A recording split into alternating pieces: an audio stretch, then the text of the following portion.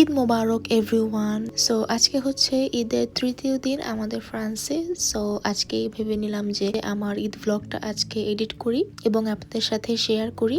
এবারে ঈদে আমি আমার বাসায় কোনো দাওয়াত রাখিনি, কারণ তার অনেক আগেই হচ্ছে মামারা আমাদেরকে দাওয়াত দিয়ে দিয়েছিল। সো এই কারণে আমরা বেশি কিছু আয়োজন করিনি আমাদের বাসায়। শুধুমাত্র আমাদের দোকানের স্টাফদের জন্য কাচ্চি এবং চিকেন রোস্ট রান্না করেছিলাম, এবং সেটা রান্না করেছিলাম সকালেই, আর রোস্টটা রান্না করেছিলাম আমি গতকালকে রাত্রে।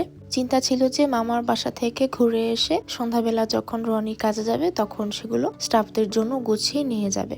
আসলে ওনাদের তো এখানে কেউ নেই, আর ঈদ করার মতো কেউ থাকেও না তাদের সাথে, তাই যতটুকু পারা যায় আমাদের সাধ্য মতো ওনাদের খুশি রাখার চেষ্টা করি অন্তত এই দিনগুলোতে। সো আমাদের বাসা থেকে বের হতে হতে প্রায় 1টা মতো বেজে যায়, আর মামাদের বাসা যাই আমরা 1:30টার দিকে। মামা তো অনেক রাগ হয়ে গিয়েছিল যে আমরা এত দেরি করে কেন এসেছিলাম। আসলে বাসার কাজ করতে করতে ওই দিন আমরা বুঝতেই পারিনি যে এতটা লেট হয়ে যাবে। তো অবশেষে আমরা চলে আসলাম মামার বাসায়। আর এই তো এখনই জোহানের দেখা হবে তার প্রিয় মানুষের সাথে, তার প্রিয় আন্টি এদিলিনের সাথে। জোহান তো এদিলিনকে দেখার সাথে সাথেই তার কোলে উঠে গিয়েছিল আনন্দে। আর আমি ঢোকার সাথে সাথে এই পাশে দেখলাম মামা মামি একটা নতুন পাখির জোড়া এনেছে। এই পাখিটা ঠিক কি নাম আমি জানি না, দেখতে এত সুন্দর মনে হচ্ছিল যে আমার সামনে দুটো পাকা আম বসে আছে। যাই হোক, তো মামার বাসায় যাওয়ার পরপরই মামা বলছিল যে তোমরা খেতে বসো, অলরেডি 2টা বেজে গেছে। তো আমি বললাম যে না মামা, এখন খেতে বসবো না, আমরা আগে ফটো সেশন করে নিয়ে খাওয়ার পর একদম আমরা অনেক টায়ার্ড হয়ে যাব। সো তখন ছবি তোলার মুড নাও থাকতে পারে। তো এখন ফ্রেশ থাকতে থাকতে আমরা আমাদের ফ্যামিলি ফটোগুলো তুলে নিই। যে কথা সেই কাজ, একে একে আমরা সবাই সুন্দর মতো ঈদের ছবিগুলো তুলে নিলাম। তারপরে সোজা চলে গেলাম আমরা খাওয়ার টেবিলে, আর দেখলাম মামি বরাবরের মতোই আমাদের জন্য অনেক কিছু রান্না করেছে। টেবিল ভর্তি করে শুধু খাবার আর খাবার। আর প্রতিবারের মতোই মামির হাতের রান্না ছিল অনেক অনেক মজাদার, যেটা চোখে দেখেই বোঝা যাচ্ছিল।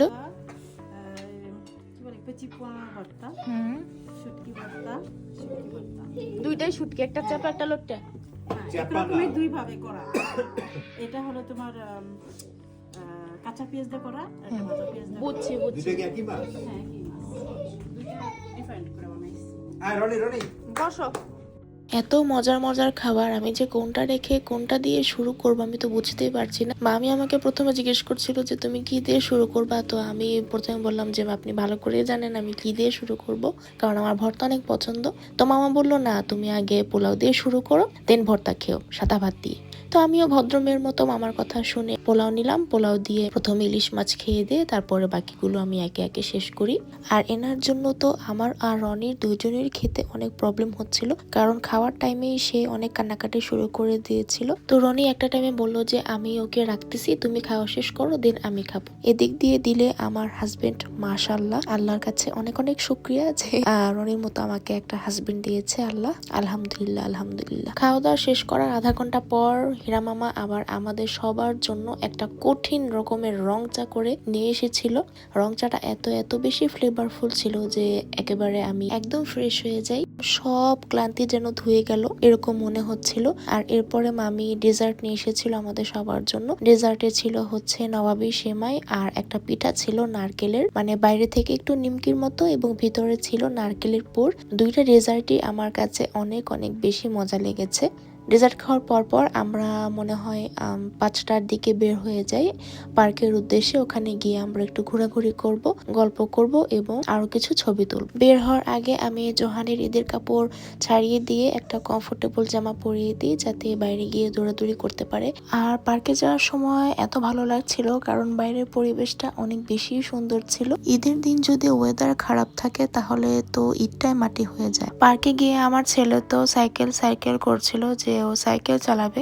এর আগে যেহেতু আমরা এই পার্কে 2বার এসেছি, আর দুইবারই জোহান সাইকেল চালিয়েছে। তো আসার পরপরই হচ্ছে সাইকেল চাচ্ছিল, বাট ওই দিন তো গাড়িতে সাইকেলটা ছিল না। এরপর আমরা হচ্ছে হাঁটতে হাঁটতে সামনের দিকে যেতে থাকি এবং মামি আর আমি আস্তে আস্তে ছবি টবি তুলতে থাকি। আর এদিকে বাচ্চারা তো এসে খেলাধুলা শুরু করে দেয়, আর জোহানও ওই দিন খুবই আনন্দ করছিল ওদের সাথে। সবসময় এসে তো একা একা খেলাধুলা করে, তো আজকে ওদের সাথে খুবই মজা পাচ্ছিল সে। আসলে বাচ্চাদের সাথে বাচ্চারাই মজা করতে পারে, অ্যাডাল্টদের সাথে আসলে সবসময় সেই মজাটা পাওয়া যায় না। ও পারবে।